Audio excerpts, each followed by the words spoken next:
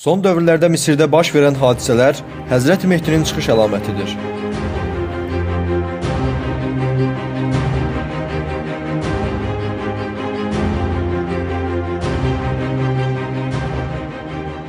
...2011-ci ildə Misirdə baş verən hadisələrin və 1981-ci ildən Misirin prezidenti olmuş Hüsnü Mübarəyin fiziki xüsusiyyətlərinin Peyğəmbərimizin hədislərində bütün təfərrüatı ilə təsvir edilməsi çox heyrətamizdir. Peyğəmbərimiz sallallahu aleyhi və səlləm Misirdə baş verən hadisələrə təfərrüatları ilə bildirmişdir. Həzrəti Mehdi əleyhissalam zamanında Misirdə zühur edən ala qarğa. Abbasi Xorasana çatdığı zaman şərqdə buynuz formasında bir ulduz doğar. O ulduzun doğulması günəş və ay tutulmasından sonra olacaq. Sonra fitnələr ala qarğa Misirdə zühur edənə qədər davam edər. Şəkillərdə də çox açıq şəkildə göründüyü kimi saç düzümü, gözlərinin forması, baxışları, üzündəki ifadə, burnundakı və ağız quruluşundakı detalları ilə Hüsnü Mübarəyin üzü nəzərə çarpacaq şəkildə qarğaya oxşuyur. Həmçinin hədisdə bildirilən digər detallar da bu tərifə uyğun gəlir.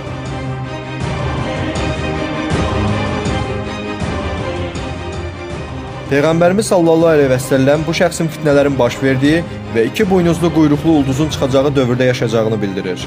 Bəhs edilən Lulin quyruqlu ulduzu 2009-cu ilin fevral ayında dünyaya ən yaxın nöqtədən keçib. Bu baxımdan hədisin yaşadığımız dövrə işarə etdiyi aydın olur.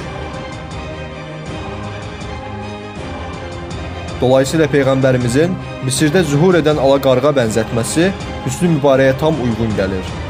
Misirdə Qureyşdən bir nəfər çıxar, burnu batıqdır. Məğlub olar, mülkünü zay edər və Ruma qaçar. Onları İskəndəriyyəyə gətirər və müsəlmanlarla döyüşər və ilk müharibə bu olar. Şəkildə də göründüyü kimi, Hüsnü Mübarəyin burnunda hədisdə təsvir edildiyi şəkildə aydın görünən batıq var.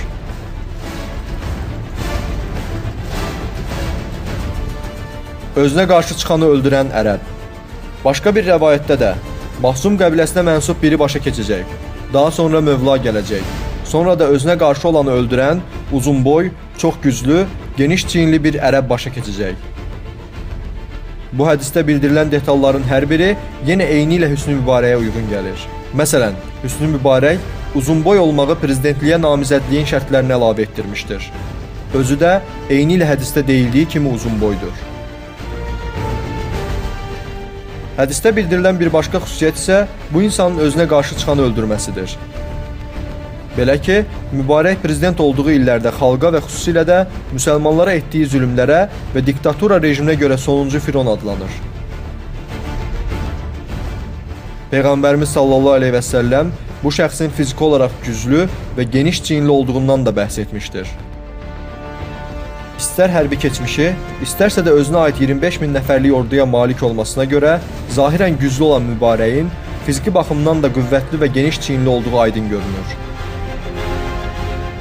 Həzrəti Mehdinin zühurundan əvvəl aramsız davam edən fitnələr. Bir tərəfdə sönmədən, digər tərəfdə alovlanan fitnələr görüləcək və səmadan bir münadinin "Əmriniz kimdir?" şəklindəki sədasına qədər belə davam edəcək. Fitnələr ard-arda davam edər. Bitdi deyilər, yenə də davam edər. Misirdə son dövrdə baş verən hadisələr də Mehdinin zühuru ərəfəsində meydana gələn bu fitnələrdən biridir. Silahlı toqquşmaya çevrilən fitnələr. Bir fitnə görünər, bunu digər fitnələr izləyər və birincilər sonuncuların silahlı qarşı durmaya dönməsinə səbəb olar. Bundan sonra bütün haram işlərin halal sayıldığı bir fitnə gələr. Sonra da xilafət, yəni müsəlmanların mənəvi liderliyi, yeryüzünün ən xeyirlisi olan Mehdiyə evində oturarkən gələcəkdir. Misirdə baş verən hadisələrdə də Mübarəyin tərəfdarları etirazçılara hücum etməyə başlamış, bu hücumlarda bıçaq və dəhrədən istifadə edilmişdir. Eyni ilə Peyğəmbərimizin hədisində bildirdiyi kimi.